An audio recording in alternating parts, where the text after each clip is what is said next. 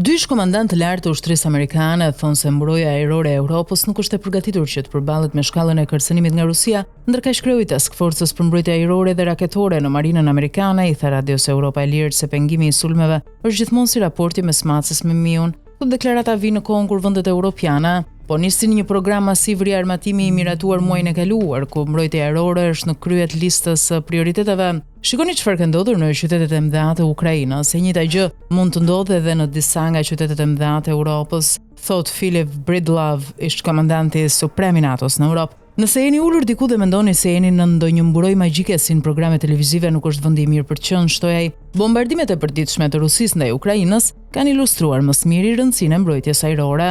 Sipas një analize të realizuar në muajin shkurt nga Qendra për Studime Strategjike dhe Ndërkombëtare në Washington, Rusia ka lëshuar mesatarisht 24.3 raketa dhe dronë në ditë drejt Ukrainës, që nga fillimi i nisjes së pushtimit të këtij shteti fqinj në 2022 mbi 25.000 në total. Pasojat kanë qenë ndërprerje të energjisë elektrike, shkatrimi i infrastrukturës dhe viktima të shumta civile. Rusia ka përdorur një sër raketash nga dronë, bomba trashëgitëse të epokës sovjetike, por që i ka modifikuar deri te raketat lundruese. Po ashtu, ka edhe lloje të ndryshme të mbrojtjes ajrore. Udhëheqësi i Task Force-s 64 të marinës amerikane, komandanti Mike Duan, i tha Arel se fushat e mbivendosura të zjarrit NATO-s ofrojnë një gamë të plot mbrojtjeje. Duan është i vendosur me flotën e 6 në Napoli të Italisë, por foli nga baza amerikane për mbrojtje kundër raketave balistike në Redzikovo në Poloni. Komanda e tij e bashkon këtë bazë me një të ngjashme në Diveslu të Rumanisë dhe një flotë të bombarduesve amerikanë që operojnë nga Spanja.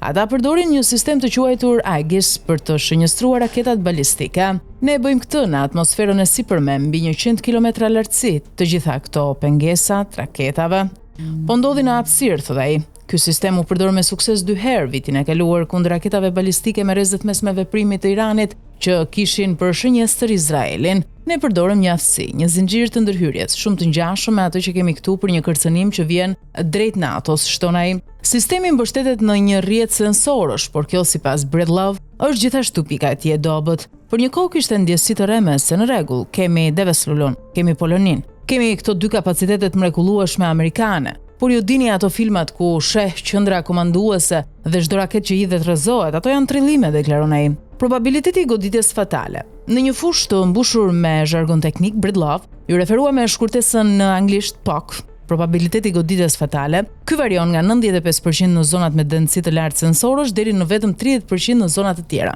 Europa sipas tij duhet forcoj rrjetin. Ai nuk pranoi të specifikonte se ku mund bëhet kjo. Kombet e dinë saktësisht se ku janë boshllëqet. Ne i kemi sjell në qendrat e simulimit të raketave dhe u kemi treguar si funksionon kjo, deklaron ai. Në Redzikovo ka 3 raketa hedhës, secili me nga 8 raketa, a mund të mbi ngarkohet kapaciteti i tij? Kjo mund të ndodhë, thotë ai.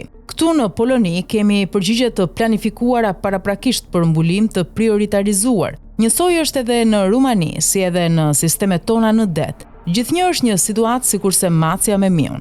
Sa raketa po lëshohen dhe sa jemi në gjendje të rrëzojmë. Por Duan theksoi rëndësinë e parandalimit. Nëse sistemi Aegis nuk arrin të kapë një raketë, atëherë do të aktivizohej një shtres tjetër, si për shembull një bateri Patriot për ta rrëzuar raketën. Mbrojtja me shtresa nënkupton që çdo armik i mundshëm duhet mendoj 2 herë, ndoshta edhe 3 apo 4 herë përpara se të sulmojë. Kërcënimi nga dronët e Rusisë. Bridlov thotë se një tjetër dobësi kyçe e NATO-s është mbrojtja kundër dronëve, një fushë ku Rusia tani ka më shumë përvojë. Po përballemi me një sasi shkatruese kapacitetesh me dronë që sulmojnë Ukrainën. Dhe mbrojtja ajrore e Amerikës e LRM e Europës nuk është e përgatitur për këtë lloj lufte, për këto përmasa, thotë ai.